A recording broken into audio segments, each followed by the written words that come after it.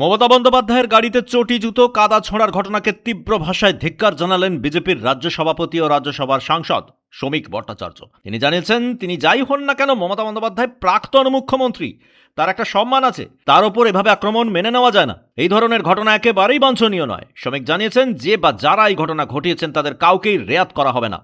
প্রাক্তন মুখ্যমন্ত্রীর গাড়িতে ইট পড়বে, কাদা ছুড়বে, চটি পড়বে, এতে পশ্চিমবঙ্গের মুখ উজ্জ্বল ভারতবর্ষের সামনে হবে না।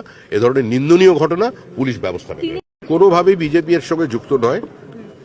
রাজ্যের প্রাক্তন মুখ্যমন্ত্রী এবং তারপরে তিনি মহিলা, তার একটা নির্দিষ্ট রাজনৈতিক উচ্চতা আছে। এই ঘটনার আমরা তীব্র নিন্দা করছি। এটা কাঙ্ক্ষিত নয়। কোনো সুস্থ সমাজে এ ধরনের ঘটনা ঘটতে পারে না।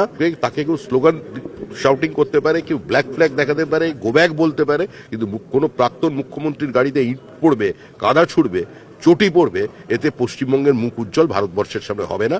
এ ধরনের নিন্দনীয় ঘটনা পুলিশ ব্যবস্থা নেবে। আজ প্রাক্তন মুখ্যমন্ত্রী মমতা বন্দ্যোপাধ্যায় গিয়েছিলেন কাঁচরাপাড়ায়। পুলিশ লকআপে নিহত তৃণমূল কর্মীর বাড়ির সদস্যদের সঙ্গে কথা বলেন তিনি। তারপরেই তার গাড়ি লক্ষ্য করে পাথর কাদা ছোঁড়া হয়, ছেঁড়া চটিও ছোঁড়া হয়।